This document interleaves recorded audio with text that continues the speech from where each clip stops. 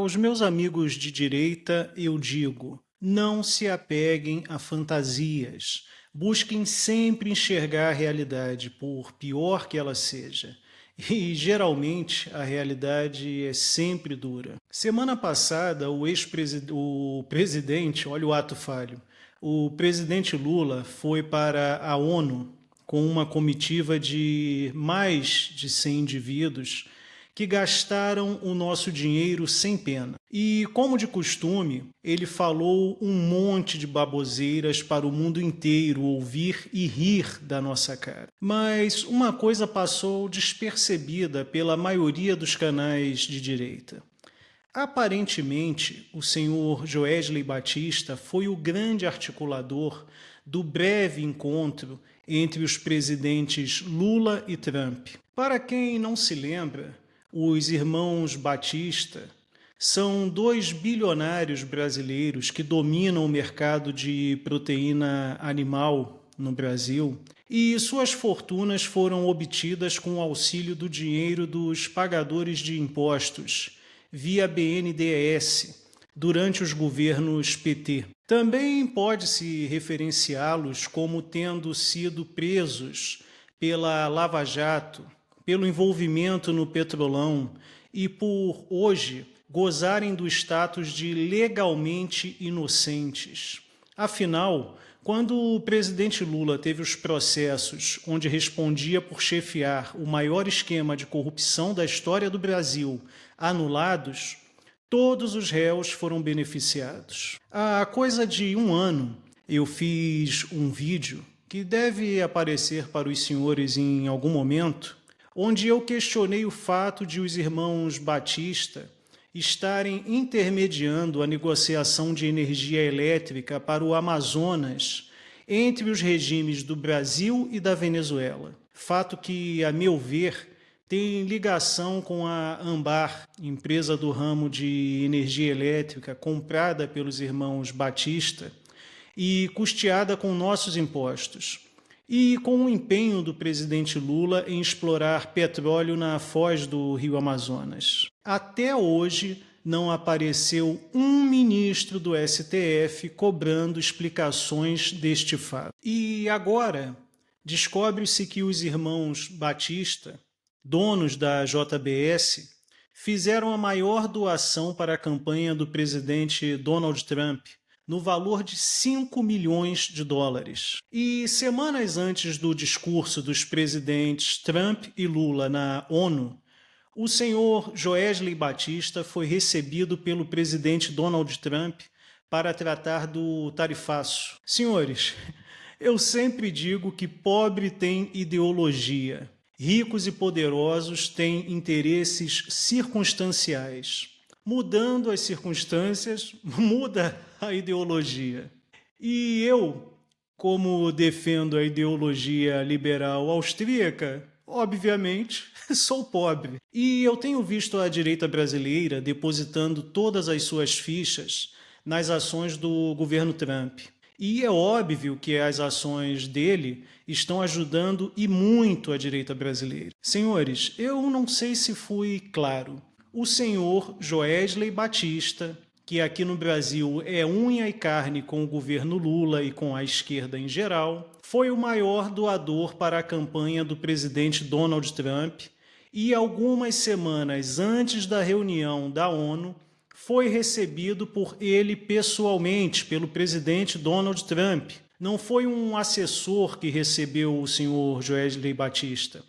Foi o próprio presidente Donald Trump. E, senhores, embora diversas sanções estejam sendo impostas a burocratas brasileiros, eu não tenho visto 1 centímetro de recuo deles quando o assunto é tirar nosso dinheiro e nossa liberdade de expressão. Embora a grande maioria da população esteja insatisfeita com o judiciário, o STF começa a se articular para dar ao judiciário um aumento de 8% ao ano nos próximos 3 anos, o que vai dar 24% de aumento. Ou seja, os ministros do STF estão aumentando também os próprios salários. Ainda na semana passada, o ministro senhor Alexandre de Moraes rejeitou os recursos da defesa da senhora Débora, aquela que escreveu a frase "perdeu o mané" com batom na Estátua da Justiça. E sendo o senhor ministro Alexandre de Moraes quem condenou e quem julga os recursos, a decisão era mais do que esperada. E aqui, senhores,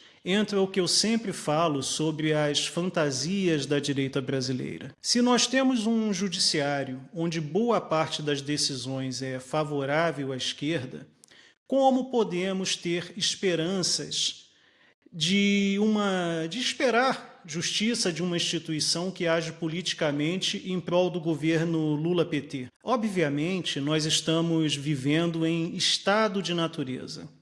E quem não sabe o que isto quer dizer, basta ler o livro Reflexões sobre a Revolução Francesa, de Edmund Burke. Meus amigos de direita, e quando eu falo amigos, estou obviamente me referindo a homens e mulheres, nós estamos lutando pelos objetivos errados, ou pelo menos estamos dando prioridade aos objetivos errados. A primeira coisa que alguém de direita deve ter em mente é que não devemos idolatrar servidores públicos da área de segurança. Eles são o braço armado do Estado.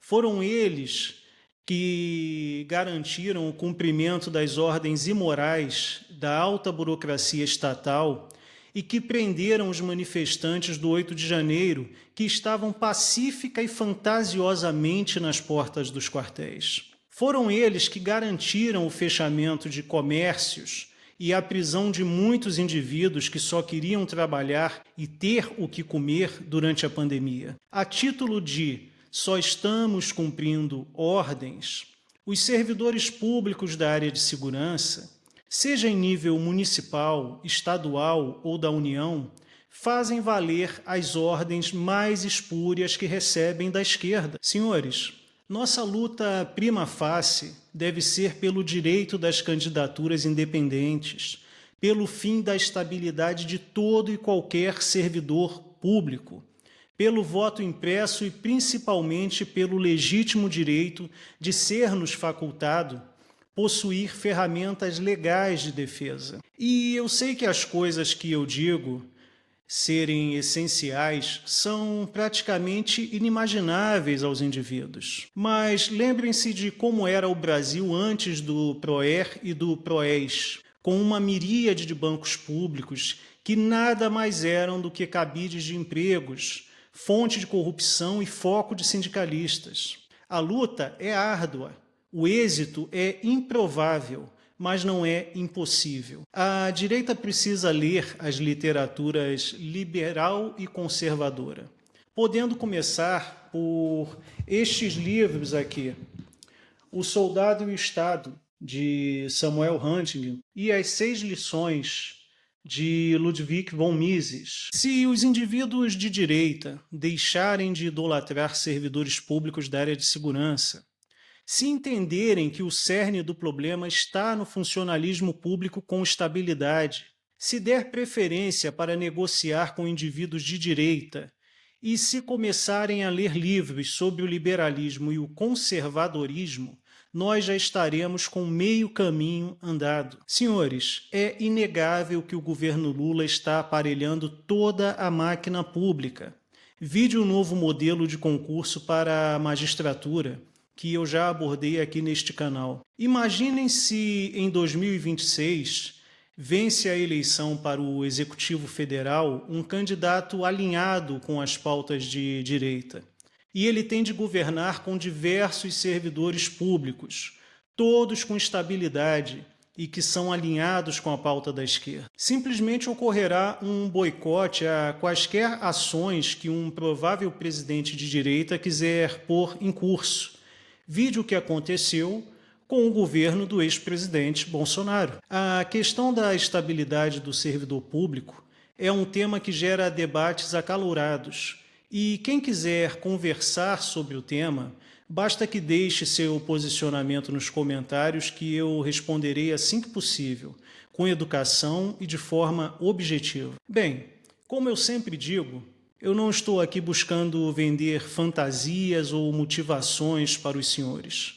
O que eu busco fazer é mostrar uma perspectiva do cenário político realística, por pior que a realidade projete o futuro. E muito me preocupa ver o senhor Joesley Batista, aliado no Brasil do governo Lula-PT, ser recebido pelo próprio Donald Trump e saber que ele doou 5 milhões de dólares para a campanha do Partido Republicano. E me preocupa muito a situação do deputado federal, senhor Eduardo Bolsonaro. Caso o cenário político brasileiro mantenha-se com os mesmos atores, o futuro dele e de seus familiares é preocupante.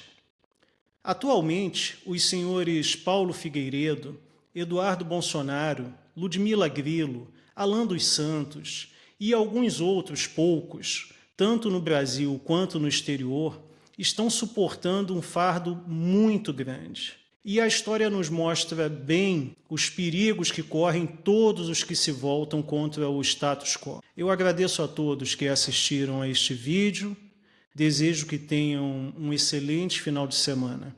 Fiquem com Deus e tenham paciência. Grande abraço a todos.